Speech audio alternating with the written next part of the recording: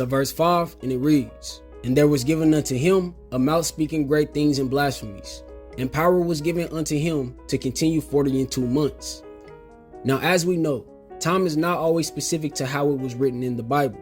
And due to this, I will not pretend to know what the number 42 represents. However, we do know it represents a long period of time due to the high number that is used. And this was fulfilled due to the revived Roman Empire lasting almost 1,000 years. Now back to Revelation 13, picking up from verse 6, and it reads, "And he opened his mouth in blasphemy against Yahweh, to blaspheme his name, and his tabernacle, and them that dwell in heaven." Now the revived Roman Empire committed blasphemy when they allowed the Pope to portray himself as the mediator between the Father and men.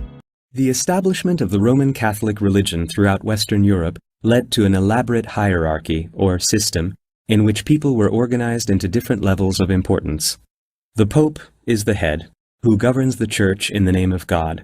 He is thought to be infallible and to hold the keys to the kingdom of heaven, thus providing him immense power over believers. And we know this is blasphemous due to 1 Timothy 2 and 5 showing us the Messiah, Yahushua, is the only mediator between men and the Father, Yahweh.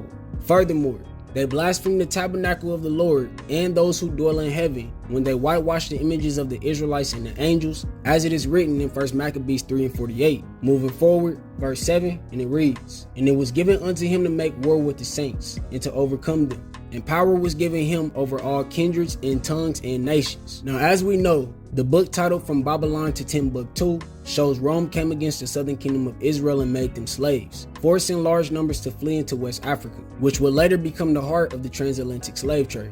This is what the verse on the screen refers to when it says the beast was given power to make war with the saints. Also, after Rome was revived, it regained control over the known world, and in doing so, it controlled almost all kindreds, tongues, and nations. But now let's keep reading.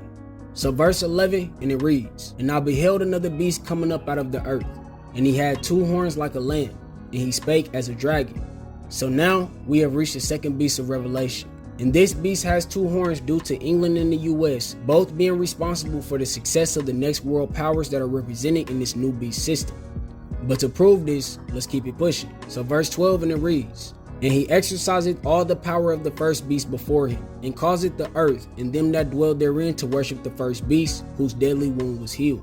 Now one look into history shows us the US and its allies have forwarded the entire Roman agenda. And this began with England due to the US being born from that nation, making England the mother of the US, as it is written in Jeremiah 50 and 12.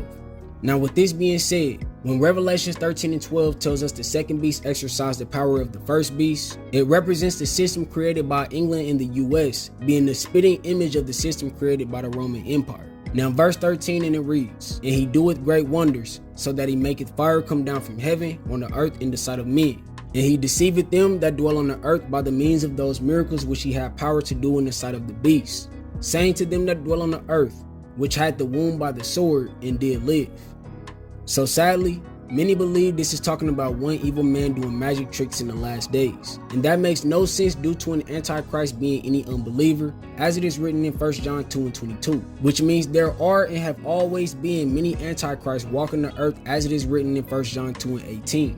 Now with that being said, the true understanding of this beast bringing fire down from heaven can be found in the events of World War II, where the US and its allies utilized nuclear weapons to end the war, making this the first time men brought down fire from the sky.